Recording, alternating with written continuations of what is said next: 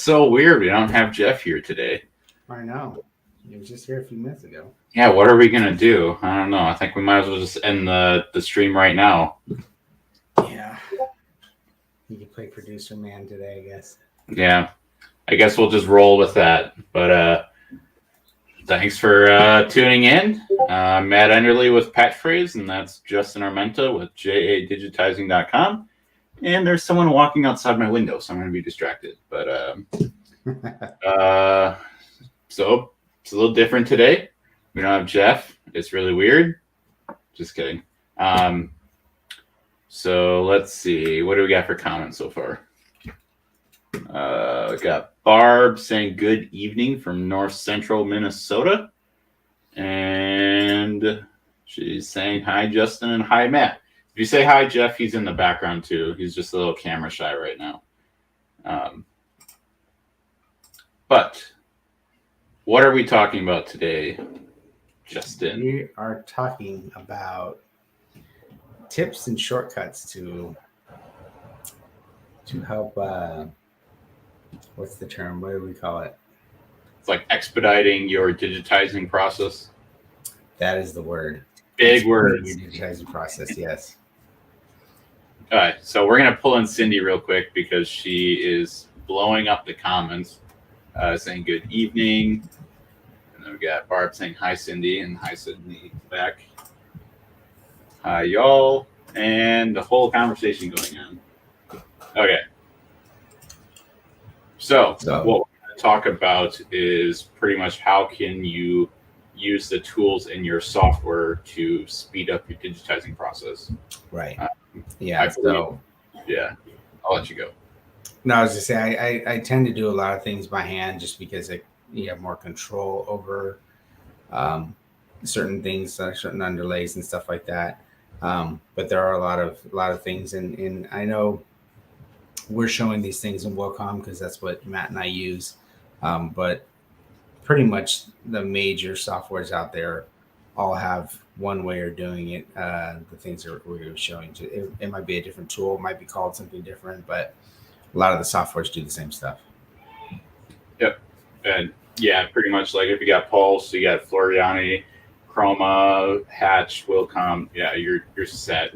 You just got to look through your user manual, see where the buttons are, shortcuts. Keyboard shortcuts are the number one tip.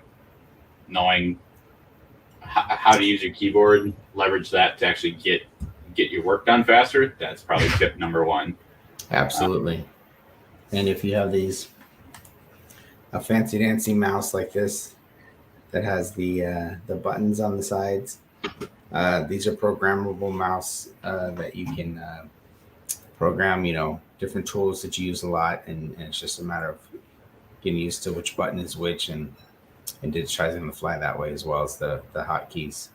That's definitely a lot faster way of doing it. Excuse me. Yeah, I definitely don't have one of them fancy mice. Mine's just a Logitech M215. It's like the $20 mouse and keyboard combination that's wireless. Mm-hmm. It's not very great, but it does the job. But what I'm doing instead of using a fancy mouse like Justin is using keyboard shortcuts, which again are probably my most favorite thing to mention to save time. Because instead of having to go ahead and actually move the mouse to click it, you can just use your other hand and do a couple of keystrokes to do exactly what you're looking for. But I think we had a couple more comments coming in. So we got Lyndon saying hello from North Carolina. We got Suzanne from Newport, Rhode Island. Letty saying hello. I believe Letty's from Ohio, if I'm not mistaken. Yes, Ohio. Lisa's also from Ohio. Cindy says, I don't think I'm that advanced yet. Well, we're all advanced, just depending on what level advanced you want to consider yourself. And Lisa says, I have a cheap mouse. I do too. I actually do have one of these like ergonomic ones, but I haven't. Yeah. I've tried using one of those. I just couldn't get used to it. I like it. It's just that this one doesn't have a spot to keep my like pinky from sliding off and rubbing on the like my mouse pad. So Mm-hmm.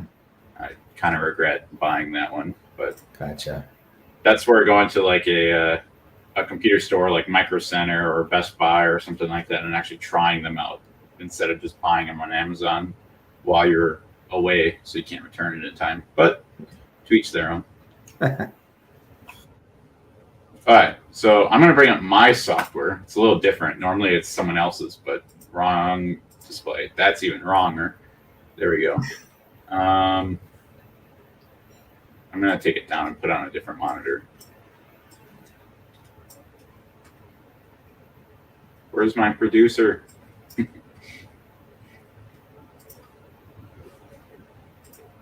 Okay, share screen. This will make it a little bit easier for everyone to see it instead of the ultra wide. All right. So I think tip number one that I had no idea existed was something that Jeff showed me, is this artwork is not to scale. And you can easily scale it. So this is obviously, like Justin said, this is in Wilcom, but pretty much every other software has this capability. In fact, that's how Jeff learned. He was watching, I think it was DJ, who was teaching Floriani, if I'm not mistaken.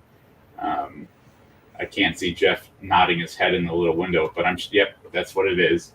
And then he looked through the manual and found out that this did exist. So there's a transform by reference line numerically in Wilcom.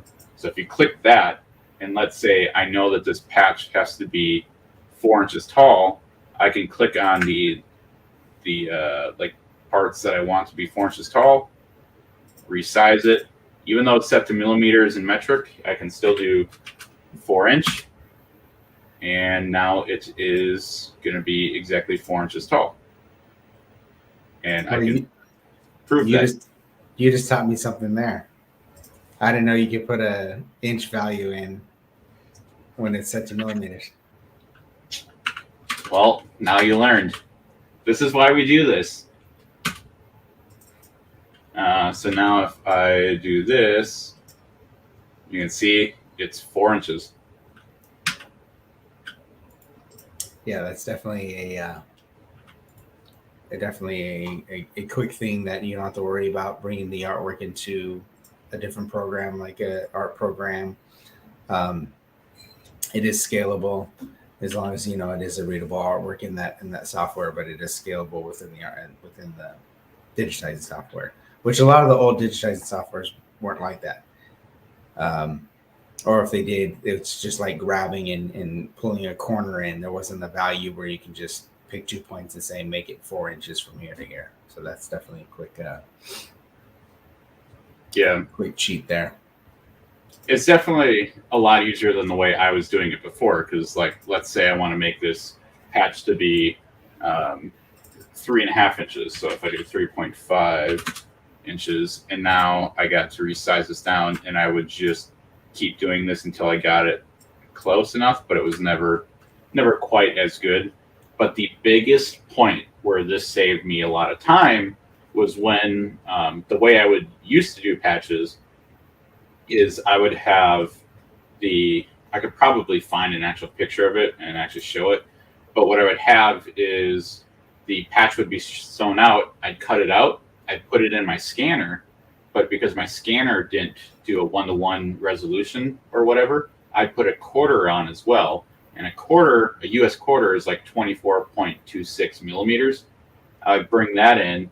Then in Wilcom, I draw a 24.26 millimeter circle, and I size the image until it fit over that. And then I now had my patch shaped that I scanned at the correct dimensions. And then I could draw my my Velcro sewing line on it. Whereas this method that Jeff showed me, now I can just take a caliper, measure the patch, and be like, okay, it's like 102 millimeters tall. And then I can just punch that artwork in there, and then it's already done. Saves me having to scan it and do everything that I just talked about. Saves a lot of time. Yeah, that makes total sense. Yeah, so that's definitely a shortcut for bringing in your artwork and scaling it to the scale that you want before you start.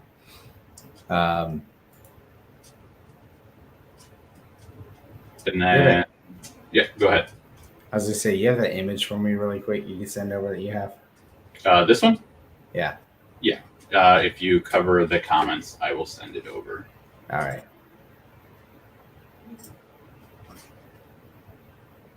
Just so you and I are working on the same one. So. Let's see, where is it at?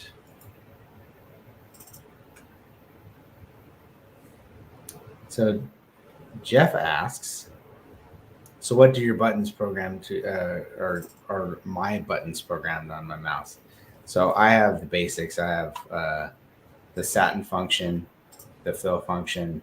I actually have it where I can switch to the node function, and I have the pan function on one. It's funny because just having it on my mouse and using them out of habit, I know what they are, but trying to name them is off the top of my head is hard. Yeah, it literally becomes muscle memory and like an extension of you. Right. Yeah, so I have the Satin A, Satin B, Satin C, and fill on my thumb area. So all the basic tools. So I sent you the design, which it looks like you just opened it, just by how bright your face got. So I'm going to pull in some of the comments from before. Cindy's saying that she doesn't think she's that advanced yet. I think you're there, considering you've probably been doing this longer than I have. Oh wait, I clicked the wrong one. This is what I meant. She feels like a pro. It's been a long day. I don't know how long everyone else has been up today. But it's been a long day. Oh, there we go. Jeff is saying just mount your mouse pad vertically. No ergonomic mouse needed. Well, what happens if I do that and then I also use this one? Because now that's mind blown. Then this is very true. Any machine is a smoke machine if you operate it wrong enough. I do like that. I have had machines smoke before. It's also always very fun, and then Lisa saying that we need a sidekick. We very well could. I'm sure there's one playing Minecraft off in the corner. Yes. But maybe not today. And then Cindy keeps hers in inches for when you digitize. I typically have mine in millimeters, just because I know that I don't really want to go smaller than so many millimeters for stitches, and I don't have that in inches memorized. I'm sure Justin's the same. Yeah, I have mine in metric always, because everything in an embroidery is gauged by millimeters. So that's just the way I've always learned it. But yeah, it's weird because, like Matt said, trying to prep the art, you usually go by someone saying, I want this 4 inches wide or 2.5 inches tall or whatever it may be. But once I actually get into the digitizing, I use the metrics. Yeah, it's not very often you'll hear someone say, yeah, I want this as a left chest at 88.9 millimeters, which is 3.5. 3.5, yes. Freedom units. But so all depends on you. Like I start out in inches just to get it size, and then usually switch it back over to metric. Right. Then Ramona says, good evening. She's in listen mode, probably busy digitizing. Hi, Ramona. You already did that one. You already did that one. We're getting a little behind here. Suzanne saying, now that you explained it, it's kind of hard to get it together. Yep, that's why we record these, so you can come back and watch it again. Here's one for you, Justin. What brand is your mouse? It's an Alienware. Alienware. There you go. I think any gaming mouse is the category that you'd find the one that has the programmable buttons. A lot of gamers use it for the hotkeys for the game. So, yeah, and if you're doing something completely different, like how you digitize primarily with your tablet, right? That's what you do. I would say half and half. Yeah. Half and half. Yeah. And then you have your little macro keyboard thinger. I don't know what it's called. Yeah, the little hotkey. Yeah, so then that way you can map the buttons to different functions. Exactly. Yeah, exactly. Sydney asked if I use Wilcom software to email Justin the design. I don't know if Wilcom can directly email it. I just sent it through our Discord, which, I mean, yeah. Shameless plug is right here. If you want to join the Discord, you can chat with us all the time. We're always awake. Jeff is trying to make us crack up in the private chat, and it worked. I lost my train of thought. I'm going to skip over that one from Jeff. Jeff says he has a Razer Naga Pro. That's his gaming mouse that he has. It's pretty nice. You can customize it. I think that's one where you can like customize parts on it too. I don't know, maybe not, but he's shaking his head. You can't see him, but we're just gonna. He's the puppet master. Yeah. Another thing on the gaming mouse is it usually has a button up top that has the what is it, the DPI speed. Yeah. So you can really if you like your mouse moving faster or a little bit more precise, you can narrow that down to what you like. Yep.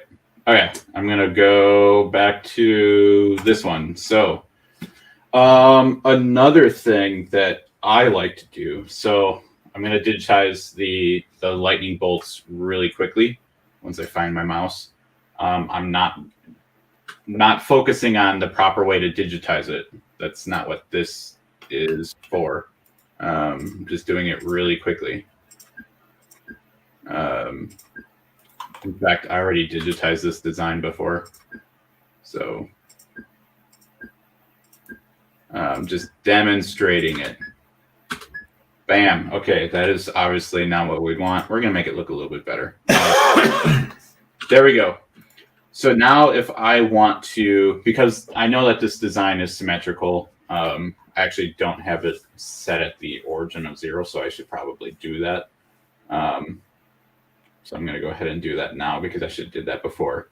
So we're going to go ahead and delete that. So because I resized the image, the center of it is not going to be at 0, 0, which is right. I wish I could just shoot the coordinate right there. That's how far my center is off. And I can't also do, I can't just come up here and do the x equals 0, y equals 0, because it's not, the artwork is not actually cropped to the actual border. So I'd actually have to physically move it. It is pretty well centered. This was drawn in Procreate by one of my buddies. So I forgot my train of thought there, but I'd say that's probably pretty good since this line is center. And then this one, if I bring this into 0, 0, it's pretty close. We'll go with that. That looks good. Good enough for government work. What do you say, Justin? Yeah, that looks good. All right. So now I'm going to go ahead and redigitize the lightning bolt. Boop, boop, beep, boop, beep. Again, not paying particular to how professionally, this is like $5 an hour digitizing.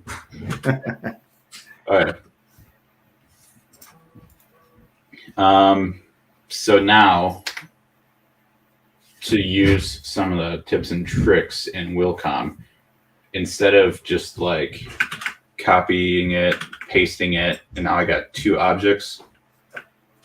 And you can do things like this if you wanted to move it over, which I don't know why you would do that.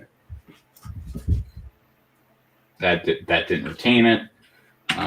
But the easiest way to basically make this symmetrical is duplicate it. And then up here, there's a mirror horizontally. Do that. And because we already made the image symmetrical, then you can get rid of the negative sign. And now it's over there.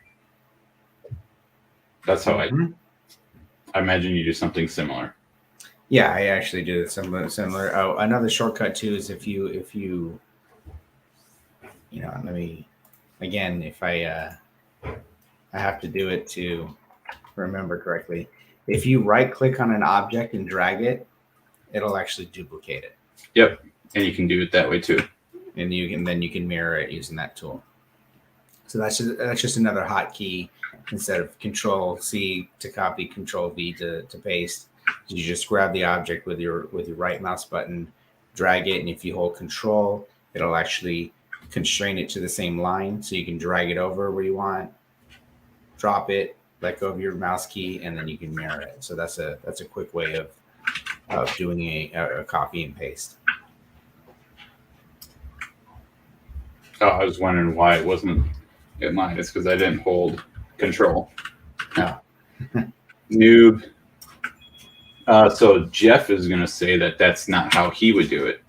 How he does it is he clicks on the item, and I think it's this one, transform by reference line freely.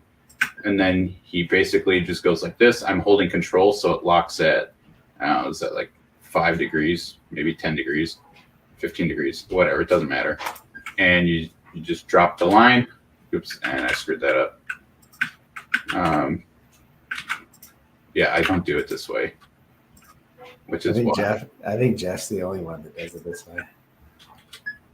What is going on? Do you duplicate? Oh, because it's transform. It's not duplicate. You're killing Jeff. That is just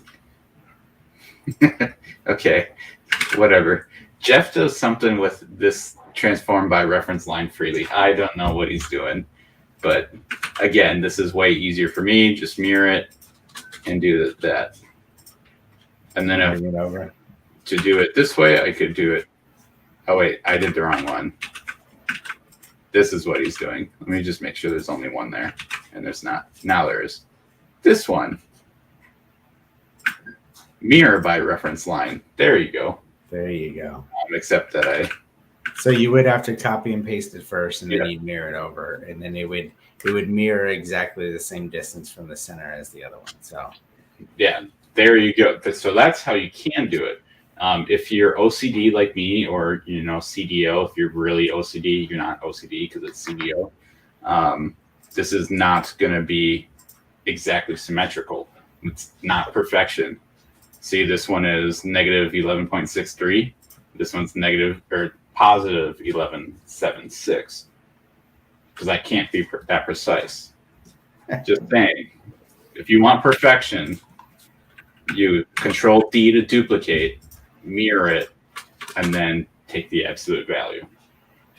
Or multiply by -1 if you really want. Which, by the way, you can do math in the numbers up here.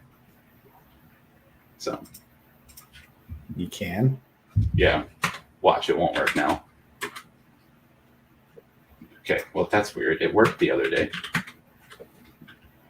Whoop, it worked. Oh, wow. Maybe I'm getting my software mixed up. Maybe I'm thinking CAD. Jeff is smiling like he did something, or some Wilcom update came out to make me look weird, but somewhere in Wilcom I did that. So disregard. Gotcha. But I'm gonna pop my Wilcom up so okay. I can kind of expand on your things there. There we go. All right. So just kind of using this design. Again, kind of shortcuts to duplicating or using similar elements to try to do shortcuts. So you know the circumference of the circle is going to be the same exponentially when it goes out to these outer rockers. So a lot of times I'll just copy and paste, and you could either guess in the scaling So I was almost on going 15%, go a couple more percents bigger. And so you know that copying and pasting and scaling it up is going to just move it from the center. So it's going to be equidistant all the way around the circle. One tool that I like this because this is a column C, made in a column C, where actually you're just plotting the center point, and you can manipulate the width just by the settings here. You can make it thicker or thinner. But you could actually manipulate this since you know that those arcs are perfectly equidistant to the center circle. A lot of times I will use my guides to get those corner points. So I know that I can come in here in node mode and add a node on that line. So the corners are going to be exactly the same and equal on both sides. And then there's a knife tool that I can come in here and cut that column C. So now it's just this piece up here. You got to be careful when you start moving nodes. What I'm going to do is I'm just going to grab this node and pull it in. But this node, because it's showing in a circle, a blue circle, it is in a curve. If you hit the space bar, it changes it to a line. Actually, before that, I usually like to add just another node right before those, and that kind of constrains this node. It's not going to distort the rest of the line when you start messing with the nodes like that. So if you change those nodes to lines, and now you can just bring those in, and you have your rockers. So now, do you do that same process for the bottom? You could either do that same process, or I can drag and drop it with my right click, mirror it. Oh, this isn't quite the same. There is bigger. Plot twist, when I actually made the patches, I made them the same. Did you? Yeah. So yeah, I mean, if you have that leeway to, or if you know that you want the rockers the same, then it's very easily drag and drop, copy paste, copy by reference line to make Jeff happy. But yeah, those are just some quick shortcuts to kind of utilize instead of having to manually come in here. And you know, if you're manually digitizing these two lines, you may not have that equidistance between the two symmetrical circles.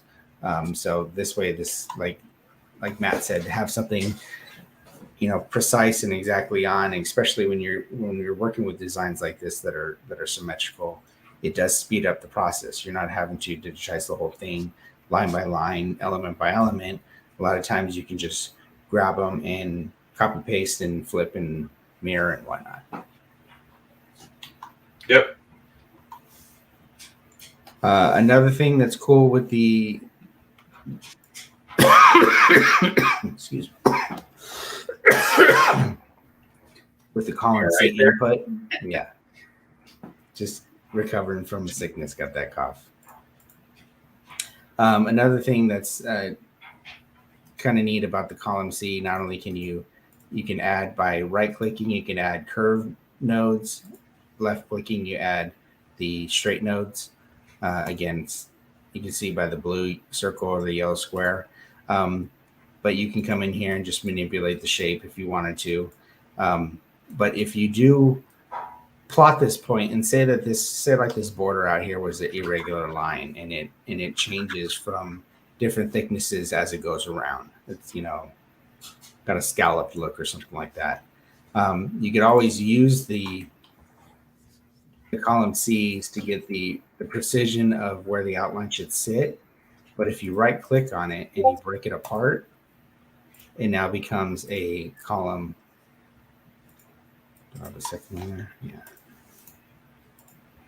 Now it becomes a point counterpoint, or your column A or B type of satin. So now you can manipulate it just by either side and change the different thicknesses of it. So I like using a lot of times the precision of column C, just so I'm plotting one point and you can take me through the design. And if I know I need to differentiate the thickness of that line, I'll break it apart and then manipulate some nodes. Yeah, unfortunately, it's not like Illustrator where you have the line width tool where you can just keep it as a line, so you can adjust the overall and then come in and dynamically change how wide it is at certain points. But Right. that was easy enough. It's just you can't change the overall or the minimum. Yeah, that would be really cool. Wacom, if something Yeah. like that came out. Wacom. But let's see what I don't remember what all our other tips were. We had a whole bunch planned, but something happened. So we talked about sizing it, getting it to scale. Where were we? I forgot. Jeff made a list earlier. I was looking to see if I could find it. Zooming out and using the arrow keys, move the embroidery object makes them go faster. So if I'm zoomed in like this and I use the arrow key to move them, okay, it only goes in certain increments. If I zoom out, oh, I see. So the more you're zoomed out, the more the bigger increments that it's going to move that object. So that is definitely a cool trick to use. So if you are, a lot of times, if you're trying to move something around, and you can use control that constrains it. Yeah. So if you grab something and you want to just move it up and down, but you don't want to change the left and right, the constraint will lock it into that plane you're on, whether it's left or right or up and down. So you know that when you move it, it's going to stay in that same X or Y axis, depending on what direction you're moving it. Okay, I have an idea that's a little different. Let me just count. Okay. Where's StreamYard? I lost it. Okay, I'm going to give you a challenge. I want you to digitize me a checkers or chessboard, so it's 8x8 squares, without using your keyboard. Without using my keyboard? Without using your keyboard or any shortcuts. Okay. Like any shortcut commands, and just see how long it takes you to do it without any of that. And this is simulating what someone brand new to the software who doesn't know any of the keyboard shortcuts are, and then have you do it with whatever tools you want. Okay, so an 8x8. Yes, it was black and white squares or black and red, depending on whatever colors you want, and only using your mouse. And if you got to copy it, you have to go to edit copy and edit paste. All right. This sounds stupid, but I think once people realize that, like this, you could do what he's about to do in like Inksoft or whatever, because it's literally just making squares, moving around, copy pasting, however he's exactly going to do it. Oh, and you're actually being smart. You're creating one in squares on your grid. That's even. Yes. So I set up my grid to 1x1 squares. I got to take my hand off the keyboard because I'm going to use it. Now your webcam just died, but oh well. Did it really? Yeah, it just did. That's fine. We'll just go ahead and bring up your software all the way then. Okay. So I'm using that as a. Oh. I almost just grabbed the keyboard. Yep. Now you got to redo it again. No, I didn't touch it. I didn't touch it. Disqualified. You know what? I'm just gonna not worry. That looked like you were doing control. Nope. I'm not worried about. I'll even offset it for you. So 1, 2, 3, 4, 5, 6, 7, 8. You know how it's weird how your webcam died the exact moment I issued you a challenge, and now we can't verify. There. I'm not worried about the straightness of it.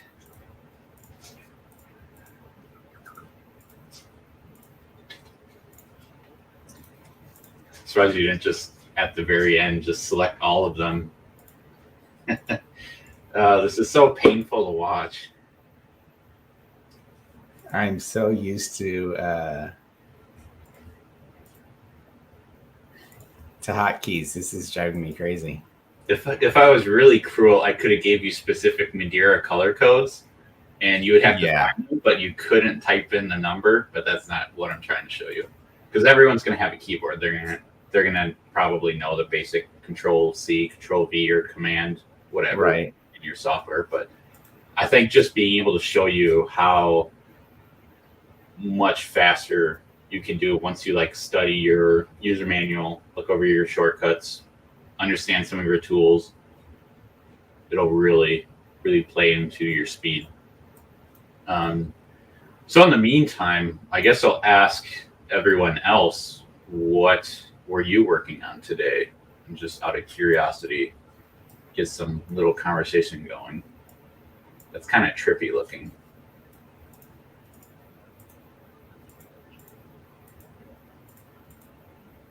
Oh, use some tools there. I'm not using, my left hand is to my side, so I don't touch anything.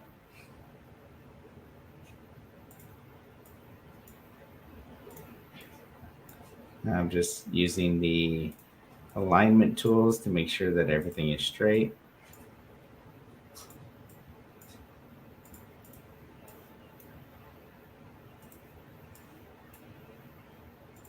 All right, I'm going to pull up one from Ginger. She says she's putting square patches on Richardson's. So that's glad you're able to get Richardson's. I think they're still kind of low supply right now. I'm going to pretend that I don't have a box of hats sitting behind me, Mike, if you're watching, because I don't do hats.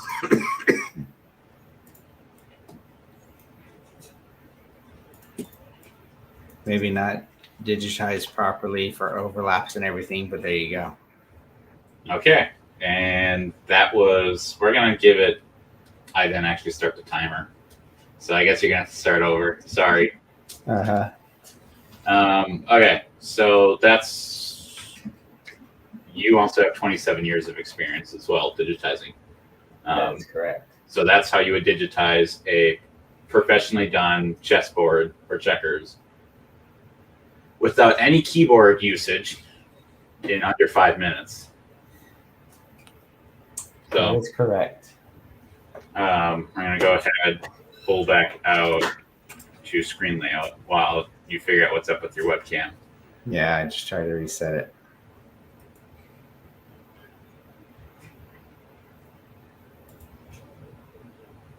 All right, now if you want to do it with all of your tools.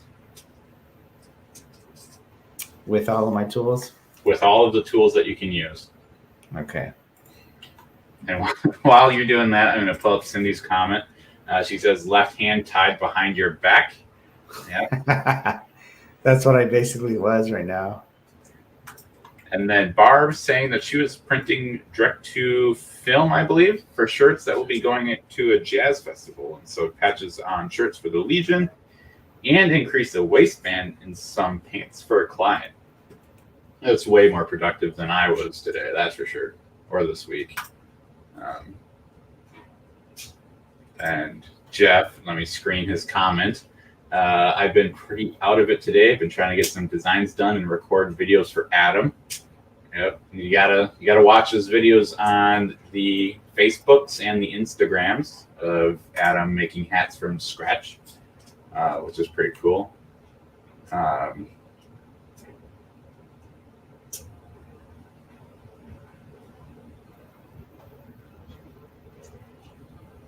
Now I'm just watching Justin do this the long way. Time. Like a minute and a half, maybe. Oh, I think it was under that. Well, it was like 38 something, and it's like 40 something. Fine, a minute. Happy. There you go. There you go. Okay, and then, so I'm not racing the clock or anything here. I'm just gonna bring this one up, and there's also tools as well, where if I do 1 inch, oh, and I gotta get rid of the aspect ratio because I screwed that up. So that is a 1 inch square, and then I can come down here and I can do 8 column or 8 rows by 8 columns, and this way, Wilcom doesn't automatically.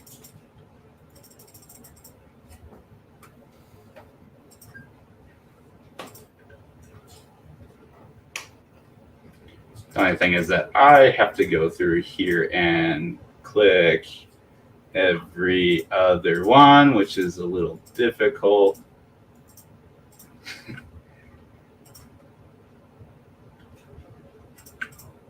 So you have the array tool?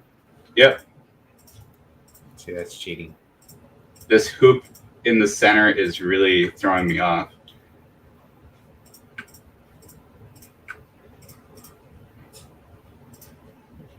And there you go. It's creeper colors, but I think it's what, Control-Shift-A, Control-Alt-A, Shift-Alt-A. One of, I just saved it. Well, now I gotta wait for it to wake up all my hard drives. Oh, send to embroidery client. I definitely don't have one of them. Select by color. Control-Alt-A. Boop. Boop. I don't have auto arrangement, so. But that's an element you have to get. And he did that in about the same amount of time that I did it without auto arrangement. So. And that was including the time it took for Wilcom to try to connect to the embroidery hub that I don't have. Right, exactly. So yeah, there's a couple ways, different ways. Pretty much the That means you won 2 competitions. You won the puff off and you won that. I'll give it to you. Speaking of, look what I found today. I thought that was kind of cool. 3 competitions. Yeah, I forgot you won that one too. Yeah. You're all-time champion. All-time champ. But yeah, there's pretty much everything you do in the software. There's more than one way of accomplishing the same thing. I'm gonna steal this back really quick. Going back to 64 trims to do this though. 64 trims. Well, that's the thing. We're not digitizing these elements in 64 trims and 64 color changes. Don't forget that. So another quick, as long as you have a closed shape like this circle, or if you have a square or anything that's actually a closed shape where it's end to end, you can utilize copy and paste again, and you can just go up here and actually choose a fill stitch, and it'll actually use that outline to create your fill stitch pattern. Then you can go in there and manipulate your angles and your stop and start points. So a lot of times if you are having a filled background with a border, you can just do one element, copy paste, and then change the stitch types to get to what you're going for. Same with if you started with the fill and you wanted to change it to a satin C or column C border, you also can change that. There also is a tool in Wilcom that if you can just go over here and you can actually grab simple borders, you can do a running stitch border or a satin C border, and it'll actually add a border as well. So depending on where you start or with element you start first or what you're digitizing, there's, I just showed you 3 different ways to do a fill with a border. So that's a quick little tool. And then obviously you got to worry about your pull on that particular fill, but that's also really easy to do now that you have a border. Exactly. And a lot of times when I am analyzing things like push and pull, I'll do the border in another color just so I can kind of see that outline, so I can see where I need to, bring this side in if I am keeping that angle to make sure that it's not pushing out past that outline. I'm just adding some straight nodes, and that way I can kind of see, okay, where that outline is showing here. I know that has room for that fill to push. And not only can you grab the C, you can turn it into a fill, or you could actually turn it into a running stitch as well. So you can turn it into different elements depending on, I mean, if it's recognizing just a single outline of an object, you can go from running stitch to satin C or column C to fill stitch very easily, very quickly. All right. One thing that I'm going to pull mine up real quick that I had an issue with when I was starting was so like I don't got an example in front of me. I do right here. This patch right here is a rectangular 2x4 inch patch with rounded corners. Doing rounded corners in certain software is not as straightforward because a lot of software you can't just like specify I want to round it over like whatever radius. So in Wilcom, as far as I'm aware, that doesn't exist yet. So one way that I found how to do this pretty easily is objective. But I got a 2x4. I'm gonna just center it. I know there's a tool down here that Justin would use to center it in the thing, but we're not gonna look at that. All right, so I got my outline. This is rectangular, square edges. This isn't what I want. I want the corners to be rounded. So one way that I found how to do it is get yourself a circle, the radius that you want. I don't know what I want. We're just going to do 0.25 inch. I probably should. Whoop, that's not what I want. 0.25 inch. We're going to go ahead and lock my ratios there. Too many keys, and I'm going to make it an outline. And I'm going to drag it up here and just kind of move it so that it is about where I want it. And then I'm going to come in here and I hit H to go into edit it. And then I'm going to put nodes about where the center of this circle is, just to make this a little bit easier for you to visualize. I'm going to change the color, and I'm going to click on this one, press space to make it an arc, and I can bring it in.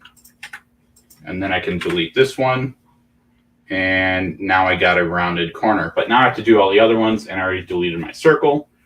But there's another way that I can do this.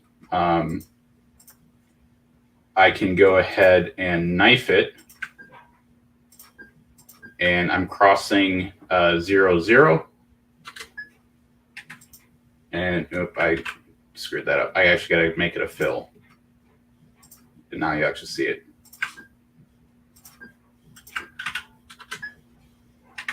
And then I can go ahead and delete that one and this one random line. And then I can duplicate it, mirror it, offset it, and then I can do the exact same thing. Do this one, negative that one. And now I got my rounded corners, and now I actually have 4 different elements. There is this union tool where I can weld them together. Now I have one shape. Now I got my outline. It's kind of a really clunky way of doing it, but it's one way. When you actually aren't narrating what you're doing, you go a lot quicker, to be honest. Yeah, and that's definitely something where you're trying to duplicate, not even just mirror left and right, but you're trying to duplicate the same diameter of that rounded corner in 4 quadrants. So yeah, just make one side. Anytime that you can symmetrically copy it, left, right, up, down, or all of the above. Yeah, it's definitely the best way of doing it. And just like Matt said, he changed it to fill. That allows you to, if you are working in a filled object and you have those overlapping at the end, you can weld. If you did have the running stitch, you can't weld the running stitches together. I wish they had that function. Yeah. You can't weld the running stitches together, and satins you can weld. Like if you have a straight satin and you have another one butting up against each other and you overlap them again, they'll weld properly. But sometimes when you have some weird shapes and you start welding things together, it kind of starts messing with the angles in the satin. So you got to be careful with that. So now I'm going to put up a comment because it is actually true. So Barb says she thought there was a rounded corners feature. There is when I click comment just came in. So there is rounded corners in Coreldraw. There is. Typically when you buy Wilcom, it does come with Coreldraw. I don't use Coreldraw. It's installed. But there is a tool up here where I can go into Coreldraw and manipulate that shape right there, kind of like how we would, like Justin and I are used to it in Illustrator, where you can very easily manipulate it that way. You can do that in Wilcom, but let's say you don't have that capability in your other software. Like I can pick one, but I don't want to pick one in case I'm wrong. But just any other digitizing software, if it doesn't have that, this is one way how you could do it without all these fancy tools. Just one of the ways. And even if you can't weld, you can do the duplications, you can flip it, you can mirror it, and then you can come back around because now I know this is my shape. I can come in here and I could digitize this as close as I can and just continue doing a run all the way around. And then I would have, obviously I didn't do it properly, but I can kind of get a little bit closer than just freehanding corners. Right.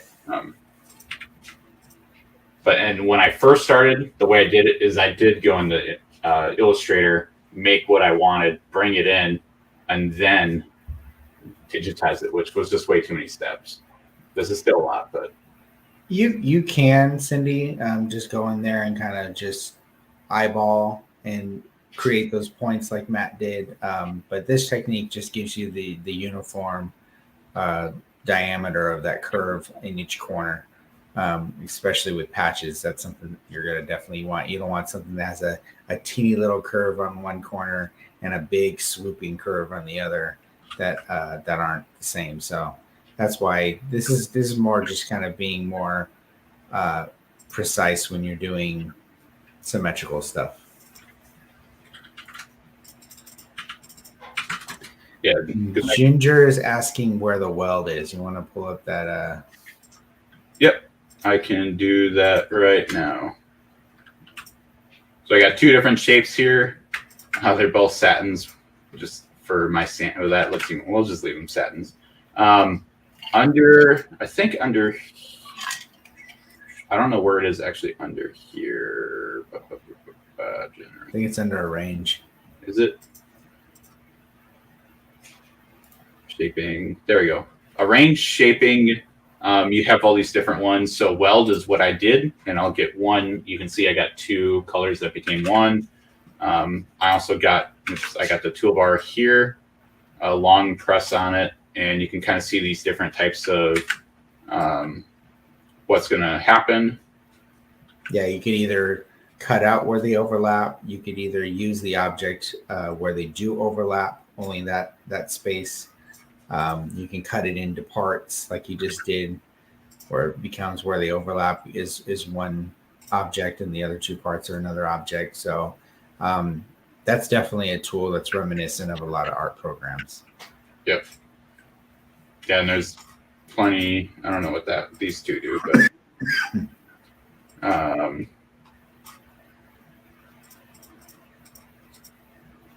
yep. So that's what you can do. And like that, let's say, so there obviously is a heart tool, but let's say I wanted to make a heart. Well, I did the wrong tool. And it looks so great. That was way too far over. Okay, now I want to make a heart. I don't have to digitize both sides because I might not get it as accurate as I want. I can duplicate it and I can move it over. I got those two, weld it. It's going to be a little funky because down here I didn't have it connected. And that's one thing about that tool you got to remember. If you want things to weld completely together, they have to be overlapping. Yeah. You see that his bottom section wasn't overlapping before he welded. That's why it had that little gap. But you can go in there and start editing the nodes just to make sure that it's right when you do weld it. I don't think something got screwed up there. Oh no, it's still there. And there's a really weird looking heart, but that's one way you can do it. Or I could turn it into a I actually got a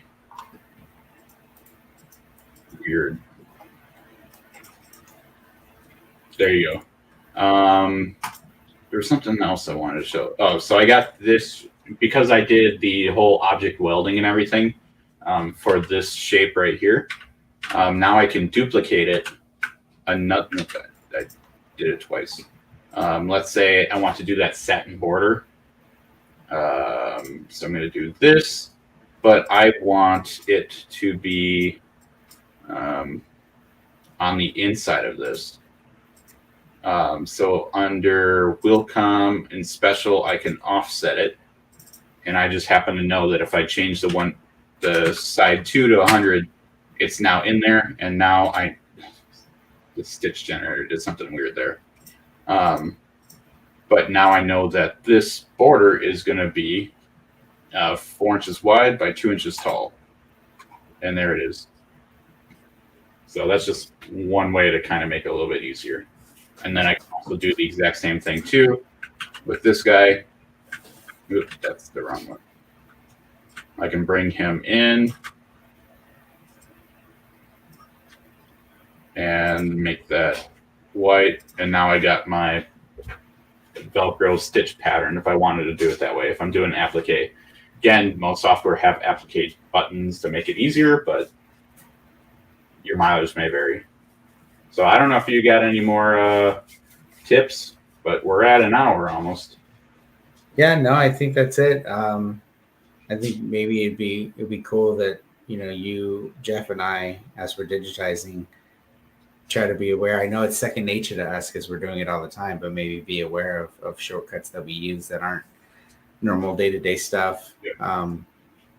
And maybe we can do another show if we come up with some more tips and stuff. So yeah, if you're curious about that, so I know some of the videos that Jeff and I were doing on YouTube previously, like probably over a year ago now, when we were recording our videos, we would have kind of like captions pop up on the screen, and it would tell you your keystrokes and what mouse button you hit. There's a patch that I digitized of the kangaroo.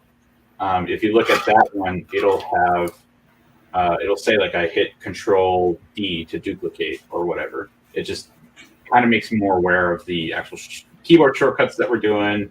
If you really want to, you could watch it and count how many times I right clicked because it'll be on there.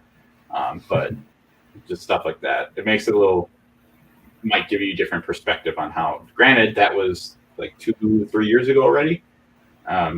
My style of digitizing has changed. And that's actually one other thing we didn't even talk about was favorites and your favorite styles. But yes, we can save that. Could be a whole nother live topic, how to actually set them up and use them. Because when you showed me how to do that, that saved a ton of time by being able to use a run stitch to digitize something and then switch it into a 1 millimeter column or 1.2, depending on, with all my favorite underlays for it. That was awesome. Yeah, the preset stuff is really cool in Willcom, so it's definitely a time saver. So I think that's a teaser for another live later in the future. But there you go. Let's see. Jeff is in the private chat. Should we look at them? He's saying you can do rounded corners using offsets. That's actually we got a little bit of time. we'll try that. We'll fly at the seat of my pants, as some people say. So I'm going to select that, and we're going to do 4x2 and advanced offsets. I think this one, because there is a way to do rounded corners. Let's see. And we'll do that one. That didn't work. Jeff lied. More likely, I'm just doing it wrong. It's definitely not that one. But